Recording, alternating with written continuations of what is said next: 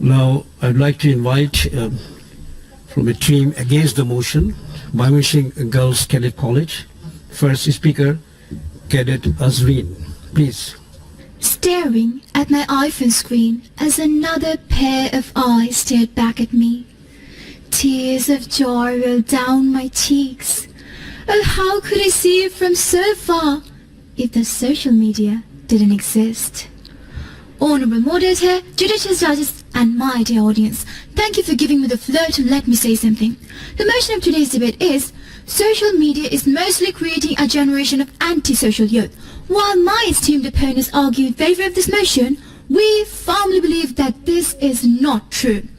I, as the first speaker, will be bringing to light how the youth of today are more globally aware and engaged than ever before. My second speaker will be elaborating the facts, and my third speaker will do the rebuttal. Firstly, I'd like to define and clarify a few points, especially to you, my dear opponents. Ladies and gentlemen, let's broaden our view. Social media is a digital platform which is user-centric and enables communal activities. And anti-socialism means activities which harms organized society, cause disorder and create isolation, such as corruption, extremism and many more. So social media is not the sole determinant of behavior, rather it is a tool, and how we chose to wield this tool is what that matters. Honorable Moderator, we know that a coin has two sides, and clearly my opponents saw one side of the coin and decided to forget the other.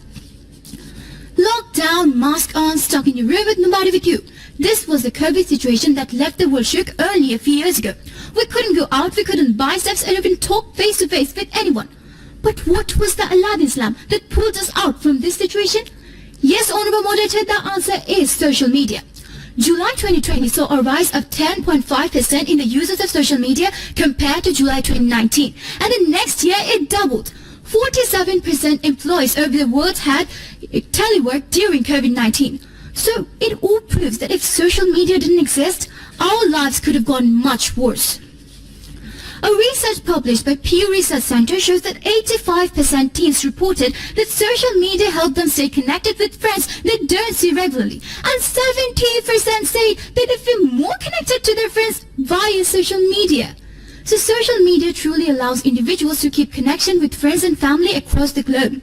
Honorable Moderator, social media is not a barrier to real-world interactions, rather it is a portal that enriches relationships and encourages you to weave the path of empathy across the digital landscape.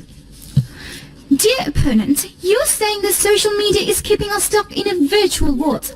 Well, I'm here to clarify you. Take Greta Thunberg and other millions as example.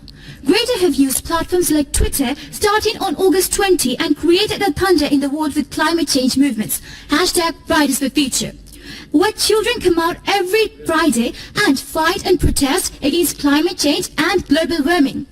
In 2013, the initiative taken by Alicia Garza and two more, #Black Lives Matter, was also a similar movement to bring change about black people in people's mind. And Asian Lives Matter was a similar movement to bring changes about Asian people. Now, I can go on for ages stating the names of these movements, but it seems like nothing will be enough to make you understand that whether you watch a cat meme or reunite with your grandparents is up to you, dear opponent.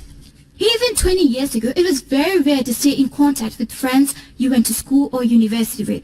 But that era is gone. Now, you chat with them, comment on posts, share their reels, love the stories, and at the least, if that person is suddenly gone, you will know about it. And that's how social media keeps the thread of connections alive. And these threads are knitted to a huge net which connects all of us from soul to soul. So, dear opponent, if you're still going to argue with me on this topic, I must say, you really don't know what being social actually is. Because being social is not always about spending heaps of time making conversations. And it's not about fussing over how much time you spend with your family. It's about smiling knowingly at the state of your family who is 500 miles away. It's about that moment of relief where your friend from Turkey posted, "I'm alright. Everything's fine," after the record-breaking earthquake in Turkey and Syria. So let's hold our smartphones high and declare with pride that social media is innocent of making an entire young generation antisocial. With this, I conclude. Thank you all.